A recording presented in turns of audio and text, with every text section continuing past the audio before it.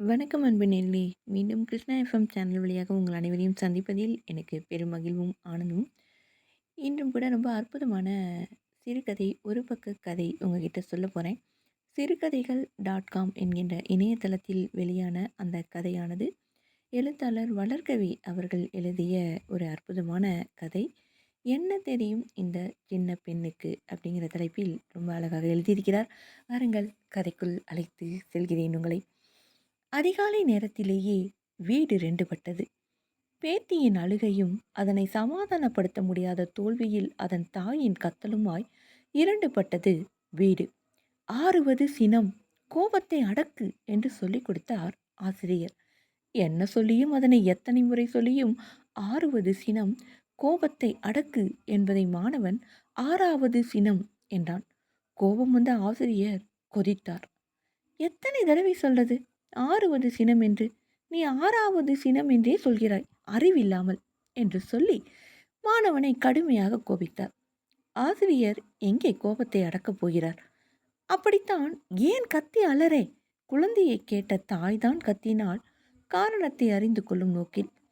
குழந்தை மாதக்கணக்கில் கோடை விடுமுறையை அனுபவித்த திளைப்பில் பள்ளிக்கு மறுபடியும் திரும்ப மறுத்து அழுதது. தாத்தா காரணத்தை புரிந்து கொண்டார். கத்தும் தன் மகளுக்கு அறிவுறுத்துவதா, பள்ளி திரும்ப மறுக்கும் பேத்திக்கு எடுத்துரைப்பதா? குழப்பம். படக்கென ஒரு ஞானோதயம். பேத்தியை பார்த்து சொன்னார், "இத பாரு, தாத்தாவுக்கு 50 வயசாச்சு. நானே இன்னும் பள்ளிக்கூடம் போறேன். நீ இன்னும் சுட்டி குழந்தைதானே. நீ போக மறுத்தால் எப்படி?" குழந்தை யோசித்தது. தான் போக மறுப்பது தப்புதானே என்று. தாத்தா யோசித்தார். பேத்தியை பள்ளிக்கு அனுப்ப ரிட்டையர்டு ஆகும் வயதை நெருங்கும் தான் பள்ளி போவதாக சொன்னதை ஏதோ தன்னைப் போலவே தாத்தாவும் படிக்கத்தான் போகிறார் என்று நினைக்கும் பேத்திக்கு, தான் கற்றுத்தரத்தான் போகிறேன். என்ன தெரியும் இந்த சின்ன பெண்ணுக்கு? ஒன்றும் தெரியாத வண்ண கண்ணுக்கு.